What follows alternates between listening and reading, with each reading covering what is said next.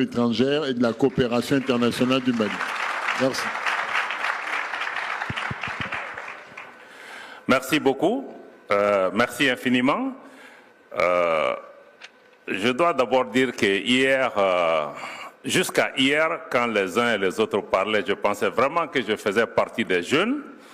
Mais quand j'ai écouté les uns et les autres, je me suis rendu compte que je n'en fais malheureusement pas partie. Mais Robert et moi, nous demandons de travailler avec nos jeunes gens pour encore élever l'âge de la jeunesse jusqu'à notre niveau, pour nous permettre de travailler ensemble.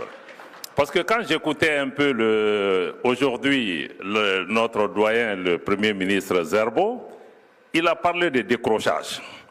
Je crois que si nous ne faisons pas attention, en écoutant nos jeunes gens depuis hier et ce qu'on voit dans nos rues et dans nos capitales depuis un certain moment, c'est-à-dire qu'il y a de sérieux risques de décrochage entre la jeunesse et les autres. Donc, ça veut dire qu'il faut vraiment que nous prenions conscience de la situation et que nous voyons avec les jeunes gens comment maintenir cette connectivité entre nous pour nous permettre de travailler, pour pouvoir relever nos pays. Je dis ça en même temps, je crois qu'il y a aussi des motifs de pouvoir espérer, hein, parce que c'est vrai, l'âge médian des dirigeants africains est assez élevé, mais en même temps aussi, il y a beaucoup de jeunes dirigeants qui arrivent. Le président du Burkina a moins de 40 ans, le président du Mali a à peine la quarantaine, le président du Sénégal est dans la quarantaine, le Tchad, le Gabon. On espère encore que cet âge médian va encore baisser avec tout le travail qui est en train d'être fait. Et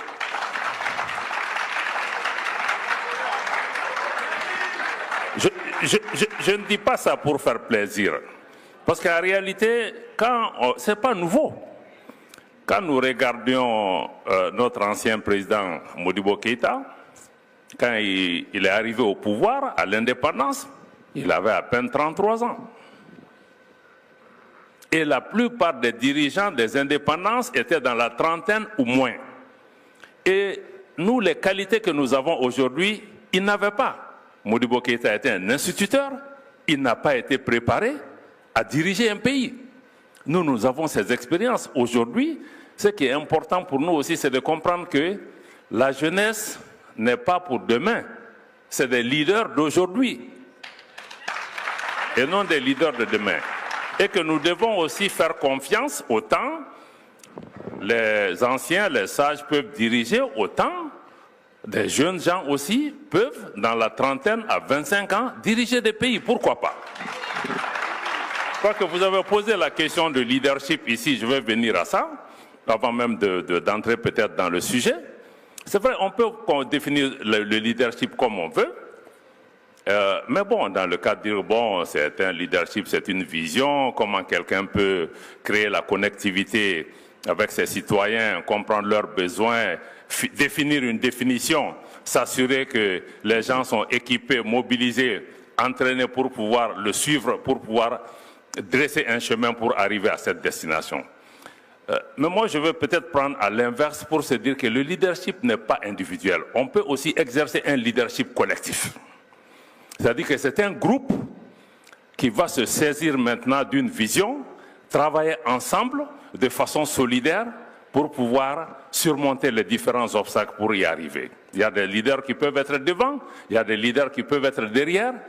Ils peuvent avoir des jeunes, ils peuvent avoir des anciens, mais travaillons aussi dans nos pays pour développer des leaderships collectifs et ne pas penser qu'un individu, aussi brillant fut-il, peut à lui seul entraîner un pays. Mais c'est vrai, on a des dirigeants qui ont une vision, qui peuvent le faire. Mais je crois que je veux vraiment lancer cette idée de travailler dans nos pays à développer des leaderships collectifs et des leaderships collectifs dans tous les secteurs. Il y a des chefs d'entreprise qui sont des leaders. Il y a des leaders de la société civile qui sont des leaders. Il y a des paysans qui sont des leaders. Il y a des chefs de village ou en tout cas des gens dans ces... Je crois qu'il ne faut pas qu'on pense que le leader doit être nécessairement au sommet.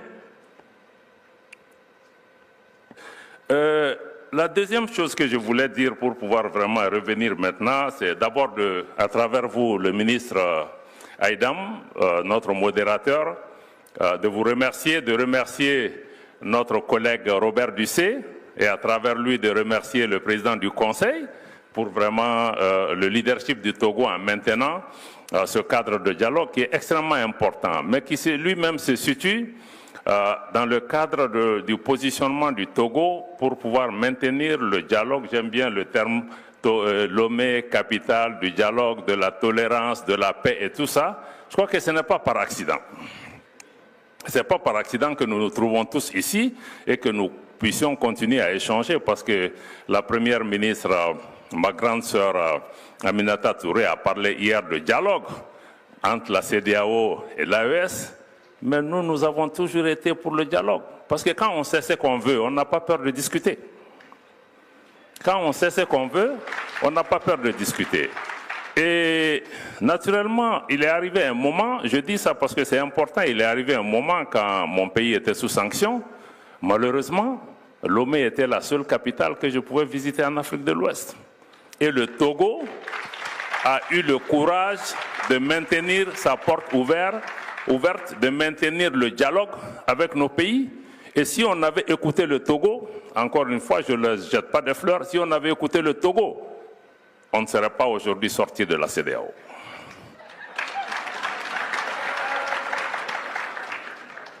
Ça n'a pas fait que des amis au Togo, mais je crois que parce qu'ils ont eu une posture de dire que quels que soient les problèmes de nos frères, il faut qu'on travaille dans la solidarité, il faut qu'on cherche à les comprendre, il faut qu'on les accompagne.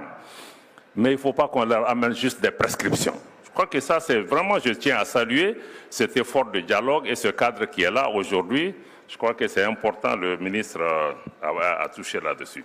Donc moi, je vais toucher deux points essentiels dans mon développement. C'est-à-dire, je veux parler du besoin d'autonomie stratégique de l'Afrique pour sa sécurité et je veux parler aussi du partenariat entre Africains. Si on parle de l'autonomie stratégique de l'Afrique en matière de sécurité, il faut qu'on comprenne pourquoi il est nécessaire et comment le faire. L'autonomie stratégique n'est pas un choix ni une option, c'est une obligation. On n'a pas parlé d'indépendance sécuritaire de l'Afrique, mais on a dit autonomie. Parce que quand vous regardez, Madame la Première ministre a parlé hier du besoin de transformer nos pays, de diminuer la pauvreté, toutes ces questions ne sont possibles que si nous pouvons assurer la sécurité de nos pays. Regardez les deux superpuissances économiques du monde, les États-Unis et la Chine, sont aussi les premières à avoir mis en place aussi des capacités militaires. Ça veut dire qu'on ne peut pas avoir de prospérité économique quand on n'a pas la capacité de se défendre, quand on n'a pas la capacité d'avoir une force dissuasive. Les États-Unis, à eux seuls, ont 800 bases militaires à travers le monde. Mais vous croyez que c'est pourquoi? Mais c'est pour protéger la prospérité, le mode de vie américain et s'assurer que le monde travaille pour les intérêts des États-Unis. Donc, et aujourd'hui, on est dans un... Je vais vous amener juste à une question de reality check en réalité, hein, parce qu'il ne faut pas qu'on soit naïf de penser que tout va se passer dans le meilleur des mondes si on a de bonnes recettes sur le plan économique. Parce qu'aujourd'hui, de la colonisation, de l'esclavage à la colonisation jusqu'à aujourd'hui, les problèmes n'ont changé que de nature, plus ou moins. Aujourd'hui, plus que jamais, nous sommes dans un monde qui est fondé sur les rapports de force, sur la coercition. Ce qu'on n'obtient pas par la coopération, on va chercher à l'obtenir par la ruse. Si on ne l'obtient pas par la ruse, on va l'obtenir par la coercition. Quelqu'un a parlé de ressources, comment s'appelle ça? Des minerais stratégiques. Mais ces minerais stratégiques, mais vont se les procurer par tous les moyens. Par tous les moyens. Donc à nous de nous organiser pour protéger notre prospérité. Ça, je voulais dire ça, c'est important. Et la deuxième chose que je voulais aussi dire, c'est vrai, l'Afrique est un continent divers, l'Afrique fait face à beaucoup de défis sécuritaires. On a tout cité, je ne vais pas revenir dessus, terrorisme, question d'ingérence extérieure. Mais ce qui est important que je retiens, que je répète chaque fois, nous-mêmes, nous pensons que quand j'écoute les uns et les autres, on a l'impression que l'Afrique est un pays quand vous parlez. Mais on n'en est pas là. Parce que nous réfléchissons, nous pensons l'Afrique en tant que pays ou en tant que continent, mais chacun travaille individuellement. Donc il y a aussi une déconnexion à ce niveau. Parce que nous ne pouvons pas avoir des solutions collectives et chacun essaie de tirer ses marrons du feu. Donc tant que nous ne changeons pas cette dynamique de nous dire que oui, l'Afrique continent ou l'Afrique pays est une aspiration, mais on n'est pas encore là. Mais il faut qu'on organise le travail. Parce que l'Afrique est divers, parce que chacun défend ses intérêts, etc. Mais il faut qu'on pense collectivement, mais aussi qu'on agisse collectivement. Mais on pense collectivement, on agit individuellement. Et là, à mon avis, c'est un problème. Maintenant, sur la question toujours de la défense collective, en tout cas l'autonomie stratégique, ce qui est important, c'est d'abord le besoin de nous approprier nos moyens de défense. Vous avez vu dans le cadre de la Covid, y compris les moyens militaires, y compris la nécessité d'évoluer vers une industrie militaire qui elle-même aussi, non seulement nous donnera la capacité d'être autonome, mais aussi créera une économie, créera des emplois pour nos jeunes gens et diminuera la dépendance. Vous avez vu dans le cadre de la Covid, l'Afrique s'est réveillée un matin, elle n'a pas accès aux médicaments. Ceux qui ont accès ont défini les prix pour eux-mêmes et nous on était là, on les regarde. En matière de défense aussi, ça risque d'être la même chose parce que ceux qui nous équipent aujourd'hui ou demain sont nos concurrents. Si demain nos intérêts ne vont pas dans la même direction, mais ils vont nous couper les vivres. Donc pourquoi nous ne pouvons pas, parce que les pays africains aujourd'hui, chacun investit dans sa défense individuellement. On peut le faire aussi collectivement.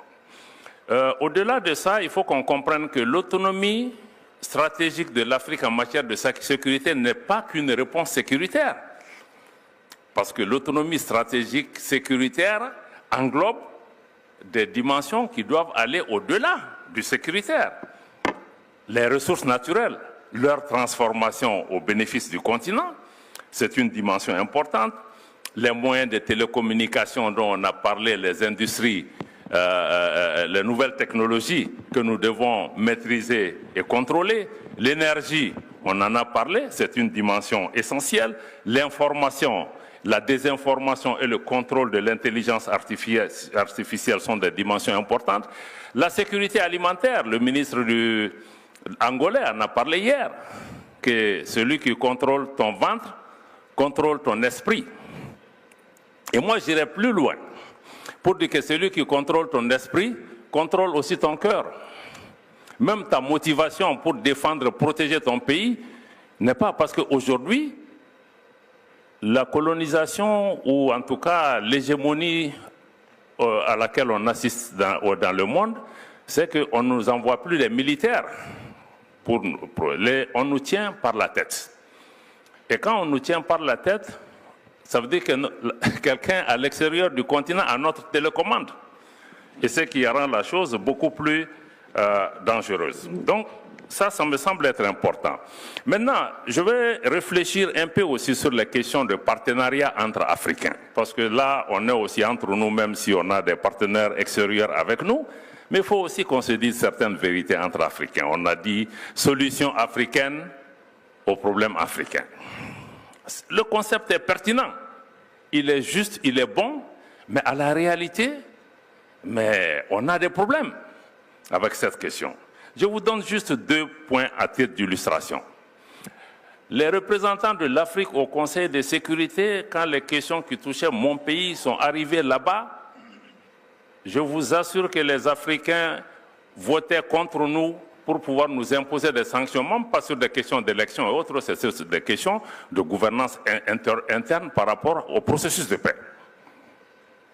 Les Africains ne nous ont pas aidés, ne nous ont pas défendus. Il y a même des partenaires extérieurs à l'Afrique qui sont venus à notre secours et qui sont venus nous expliquer comment les choses se sont passées à notre rencontre. Je crois que ça, c'est assez décevant. C'est assez décevant.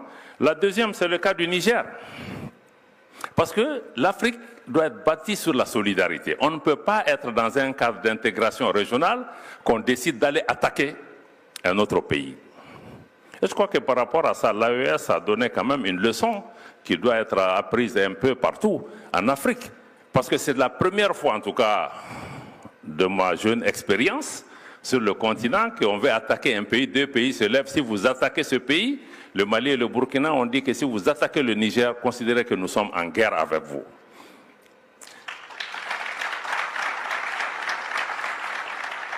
Vous vous imaginez si l'Afrique avait tenu le même discours quand on a voulu attaquer la Libye, qu'est-ce qui se serait passé? Donc, la sécurité ne peut être envisagée que de manière solidaire. Il faut qu'on se sente lié au-delà des discours. Donc ça me semble être important comme élément. Deux derniers points. On dit qu'on veut sortir des liens de la dépendance. C'est important. Mais il faut aussi qu'on comprenne qu'il faut développer la confiance entre Africains. Il ne faut pas que certains pays africains pensent que les autres pays impérialistes ou autres qui nous dominent, s'ils partent, eux, ils vont les remplacer. Non. Les relations entre pays africains doivent être bâties aussi sur la solidarité, sur le respect mutuel, sur l'entraide mutuelle. Il ne faut pas que d'autres pays africains s'installent dans une démarche hégémonique à l'endroit d'autres pays africains en disant que ma population est plus grande, j'ai plus de ressources, donc par conséquent, voilà, telle puissance est partie, c'est moi qui vais régenter la région. Ça ne marchera pas. Ça ne marchera pas également. Le dernier point, je crois que la grande sœur encore a parlé hier de révolution. Oui, on en a besoin, mais par-dessus tout, je pense que ce dont on a besoin, c'est une révolution culturelle. Parce que tout ce qu'on est en train de faire, l'intelligence artificielle, transformer nos économies, tout ce qu'on doit faire, ça doit être basé. Je parle aussi à nos jeunes gens. Parce que vous dites que vous êtes la génération connectée. Vous êtes sur Internet. Vous êtes en contact avec le reste du monde. Mais ce qui est important, c'est seule la culture qui vous permet de savoir qui vous êtes, d'où vous venez, et d'où vous venez va renseigner votre destination. Donc si vous partez sur le marché planétaire les bras vides, mais vous allez être absorbé. Parce qu'il faut que, dans le concert des nations ou au banquet de l'histoire, comme me dit, chacun apporte quelque chose. Qu'est-ce que nous apportons à ce banquet de l'humanité? Donc c'est notre culture aussi, qu'il faut que nous comprenions, comment nous comprenons le monde, c'est important. Il y a des défis importants. Je crois que je salue le travail du ministre Robert Dussé sur la question aussi des injustices faites à l'Afrique, la question des réparations, pas que financière. La question des réparations est une question morale pour laquelle nous devons nous battre et que notre jeunesse aussi doit pouvoir s'engager par rapport à ça. La question de la réparation de l'injustice, comme tu l'as dit, la décolonisation géographique. La carte de l'Afrique qu'on a fait à dessein pour pouvoir la maintenir dans une situation de dominée, me semble être aussi une donnée. Et avec le frère Robert Dussé, nous travaillons aussi à réparer certaines injustices historiques. Parce qu'on se réjouit que ce soit Christophe Colomb qui ait découvert l'Amérique. Mais nous savons, par des recherches archéologiques scientifiques, qu'un des empereurs du Mali, de l'Empire du Mali, pas de la République du Mali, l'Empire du Mali est beaucoup plus grand que la République du Mali actuelle, le roi Aboubakari II, à l'époque, le Mali n'était pas enclavé. C'était un empire maritime. A organisé une expédition et les récits sont là pour prouver qu'il aurait atteint l'autre rive de l'Amérique bien avant Christophe Colomb.